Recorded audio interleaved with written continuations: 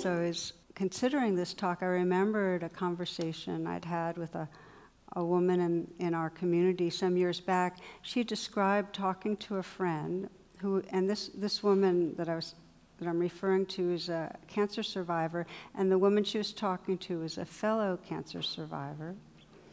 And the friend asked, what would it feel like for you to think that something good was going to happen rather than something not so good or even bad was going to? That was the question she was posed, and her response was totally weird and uncomfortable. And then the friend said, good, try it now. You might check that one out for yourself right now, just for a moment. What's it like to in some way tell yourself that something good's going to happen? Something maybe unexpected and a surprise that's meaningful or touches you in a certain way is going to happen, or it's around the corner.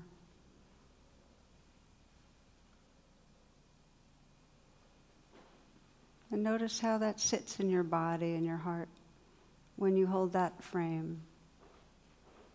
For some, there might be something enriching and enlivening, connecting that's ahead, but we're just not used to being open to and considering that. So it's unfamiliar. You can open your eyes if you haven't already. So in happiness research, one of the common denominators of those who are deemed happy is this sense that they're actually choosing to be happy, that there's some turning towards it, some willingness and invitation towards it, that happiness is intuited as a possibility. Henry Nouwen, who's a Catholic mystic and writer, no longer alive, and deeply, profoundly wise, good writer, this is what he says, and he goes further with just from choosing happiness. He says, joy does not simply happen to us. We have to choose joy and then keep choosing it every day. And it really makes sense from an evolutionary perspective that this would be the case.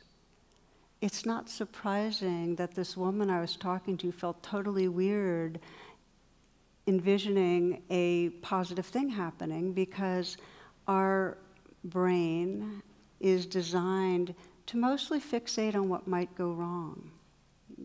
You hear me talk about it a lot if you listen to these talks. It's described as the negativity bias, and it's part of survival. It's part of our survival wiring. And it's this filtering process that just scans for what can be a problem and then fixates on it. So we get very loyal to our anxiety and our mistrust and our vigilance. We really stay true to that. And of course, it's a very good strategy for avoiding some real physical threats, but it's not a good strategy for savoring, for enjoying, for celebrating, which is also part of being alive, especially if we just have this short time on planet Earth. We're missing out if the negativity bias rules. So, these practices that I call gladdening the mind, this pathway of intentionally directing our attention in ways that uplift, undoes the negativity bias. It creates a kind of an inner atmosphere that allows true happiness to unfold itself. And it's based on the principle of neuroplasticity, which I know more and more people are familiar with now, which is really that how we pay attention can rewire the brain, that the structure and the function of our brain can change depending on how we're paying attention. It said that where attention goes, energy flows, you know. So it's an important understanding, because if you have fear thoughts, if you are in the habit of worrying about what's around the corner, or you have judgmental thoughts, or you have mistrustful thoughts about how other people are perceiving you, and you keep running them over and over again, they keep evoking certain biochemistry in your body that then keeps more of the similar kind of thoughts going, so you're in a looping that sustains a certain kind of wiring in the brain. Does that make sense? Yeah. So the idea is whatever you practice grows stronger. And if you're practicing judgment and anxious worrying, that grows stronger. The grooves get deeper. Okay.